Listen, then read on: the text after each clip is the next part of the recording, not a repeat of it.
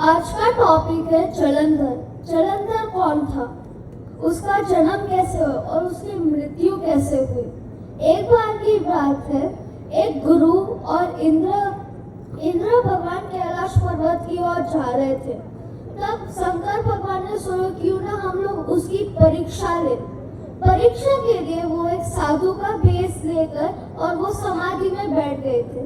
जब इंद्र भगवान जब जा रहे थे तब वहां पर एक साधु मिला। वो साधु तपस्या में लीन था। तब इंद्र भगवान ने ये कहा कि आप कौन है, तो उन्होंने जवाब नहीं दिया। दोबारा कहा कि आप कौन है, फिर भी उन्होंने जवाब नहीं दिया। इसलिए इंद्र भगवान बहुत ही गुस्से में आ गए थे। तो बाद में शंकर भगवान की जो तीसरी नेत्र यानी कि जो तीसरी आंख थी वो खुल गई गुस्से के कारण, और उस गुस्से में जो अग्नि थी, और जब वहाँ के जो गुरु थे उन गुरु ने क्षमा किया कि हमें माफ कर दो, हमें पता नहीं था आप थे इसलिए। तो क्या हुआ कि जब शंकर भगवान का तीसरी नेत्र से जो अग्नि निकली थी, शंकर भगवान ने वो अग्नि निकालकर वो समुद्र में फेंक दी क्योंकि उनका गुस्सा शांत रह सके। और जब उसी अग्नि से एक बच्चे का जन्म हुआ और वो बच्चा वो बहुत ही रोने लगा। जन्म होते ही वो ज्यादा रोने लगा और पूरी ब्रह्मांड पृथ्वी में ये उसकी आवाज गूंजने लगी थी। बाद में देवता और ब्रह्मा जी पृथ्वी पर आए ये देखने कि ये कौन बच्चा रो रहा है जो यहाँ तक आवाज आ रही है।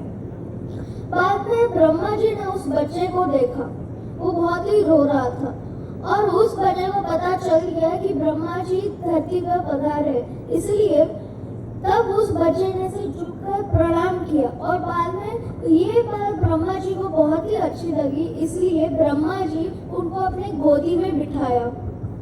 बाद में ब्रह्मा जी उनको खिला रहे थे, जैसे खेल रहे थे उसके साथ, तब उस बच्चे ने ब्रह्मा जी की जो दाढ़ी होती है वो जोर से खींच ली और तब ब्रह्मा जी को बहुत ही दर्द हो रहा था, उनके आंख में से आंसू आने लगे थे।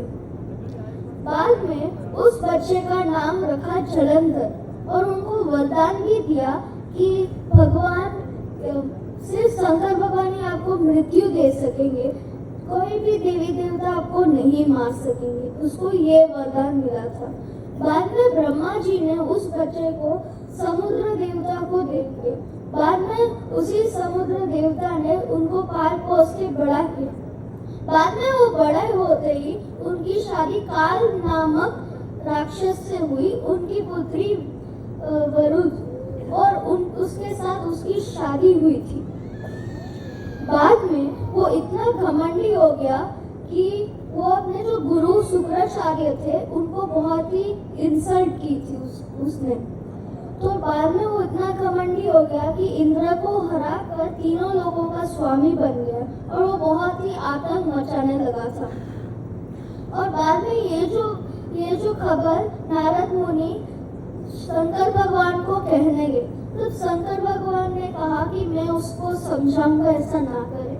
तब शंकर भगवान उसको कहने गए थे कि ऐसा ना करे, तब उसने मजाक उड़ाया शंकर भगवान का।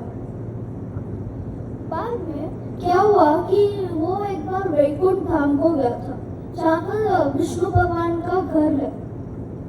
तो क्या हुआ, वहाँ पर लक्ष्मी जी खड़ी थी और उसने ये कहा कि क्या आप मुझसे शादी करोगे। तो तब लक्ष्मी माता ने ये कहा कि मेरा जन्म भी पानी से ही हुआ और तुम्हारा जन्म भी समुद्र से हुआ, तो हम दोनों का रिश्ता भाई बहन जैसा होना चाहिए। तो तब वो जलंधर चला गया ये समझकर कि हम लोगों का रिश्ता भाई बहन जैसा है, और वो कैलाश पर्वत की तरफ चलने लगा। वहाँ पर पार्वती माता जी थी और उसने भी यही चीज की कि आप मुझसे शादी करोगे। तो वो बहुत ही क्रोधित होकर शंकर भगवान उसके साथ युद्ध में गए थे, उसके साथ युद्ध किया, पर वो हार ही नहीं रहा था क्योंकि उनकी जो पत्नी थी उनको पतिव्रता धर्म रखा था। इसके कारण वो जलंधर कभी भी हार ही नहीं सकता था और उसको बहुत ही शक्ति आती थी। तो सारे देवता उसको हरा नहीं पा रहे थे। तो तब वो लोग विष्णु जी के पास गए कि कुछ योजना करना चाहिए इसको हराने के लिए। तो तब विष्णु जी ने जलंधर का रूप लेकर उनकी पत्नी के साथ वहाँ पर उनके घर को गए और उनकी पत्नी को लगा उनके पति आए जलंधर, तो अपने पति की तरह बात करने लगी। तो क्या हुआ, उनका जो पतिव्रता धर्म था वो टूट गया था। इसके कारण जलंधर का वध हो गया। बाद में उनकी पत्नी बहुत ही क्रोधित होकर विष्णु जी को श्राप दिया कि आप पत्थर में हो जाओगे, पत्थर जैसे हो जाओगे। तो तब सारे देवता ने उनको समझाया कि ऐसा ना करें क्योंकि ये अच्छा नहीं है। तो उन्होंने उनका जो श्राप था वो वापस ले लिया और वो सती हो गई थी अपने पति के साथ। तो बाद में लक्ष्मी जी विष्णु भगवान को ये कहते हैं कि ऐसा आपको नहीं करना चाहिए था। तो इसलिए उन्होंने शालिग्राम का रूप धारण करके उनके साथ शादी की और जब उनकी जो राख थी उनके मरने के बाद वो राख तुलसी के पौधे जैसी हो गई। तो शालिग्राम ने तुलसी के साथ विवाह किया था, इसलिए विष्णु जी को लक्ष्मी से ज्यादा प्रेम तुलसी को करते थे। और थैंक यू। और मैं जाते जाते मैं बात कहना चाहता हूँ कि मैं ये बोल रहा हूँ स्पीच, पर उसके पीछे जो शब्द और इतना हार्डवर्क है वो मेरी मम्मी को जाता है, इसलिए एक बार तालियां हो जाए मेरी मम्मी के लिए। अब मैं इनके ही वजह से इतने दिनों तक स्पीच दे रहा हूँ। Thank you. Her her Mahadev.